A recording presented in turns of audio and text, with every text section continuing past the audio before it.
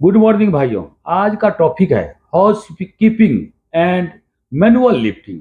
तो house keeping जो है वर्क एरिया के आवश्यक जरूरी वाला मटेरियल को अलग अलग करके रख देंगे तथा अनावश्यक बिना जरूरी वाला मटेरियल भी अलग करके रख देंगे। लेकिन इस बात का ध्यान रखना है कि एक तरह के मटेरियल का जगह निश्चित रहना जरूरी है, क्योंकि आवश्यक पर्दे पर आसानी से उसे निकाला जा सकता है और वेस्ट मटेरियल को साफ सफाई करके फेंक देना ही हाउसकीपिंग कहलाता है।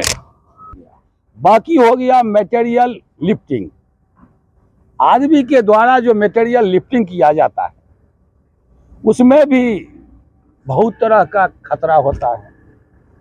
फिजिकल हजार्ड में, फिजिकल इंजरी में है।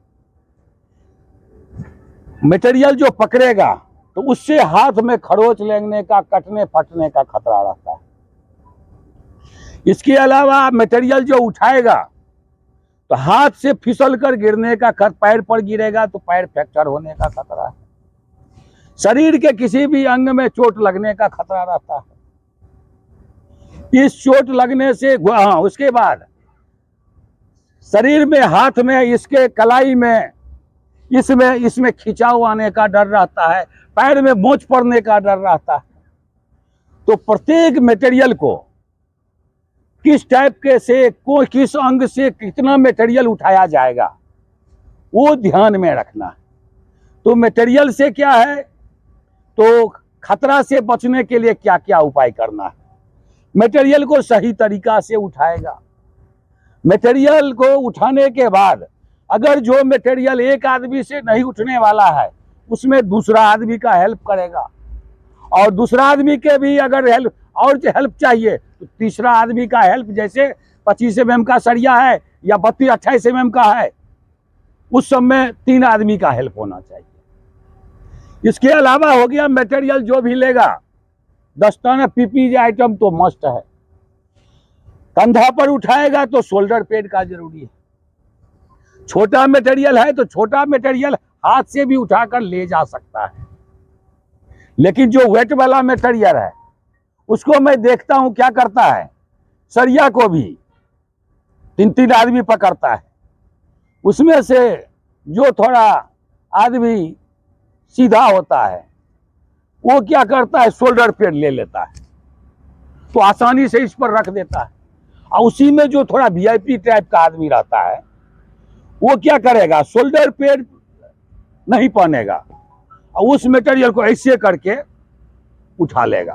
तो ऐसे करके जो उठाएगा, जो सामान कंधा पर लेने वाला है उसको जो ऐसे उठाएगा तो क्या होगा, इसमें मैच आ जाएगा, फ्रैक्चर हो सकता है। सेफ्टी में यही बताया जाता है। दुर्घटना होने के बाद जो जैसे पुलिस आता है वो बात इसमें नहीं बताया जाता है। दुर्घटना न हो उसके लिए तो मटेरियल जो भी उठाएगा वेट के मुताबिक शोल्डर पैड लगाना जरूरी है। और मटेरियल उठाने का तरीका यही है, मेथड वही है मैनुअल लिफ्टिंग का। जो मटेरियल सबसे पहले उठाने के लिए जो जाएगा उसमें प्लानिंग होना चाहिए, ये मटेरियल उठेगा और कहां पर रखा जाएगा वो भी प्लानिंग होना चाहिए।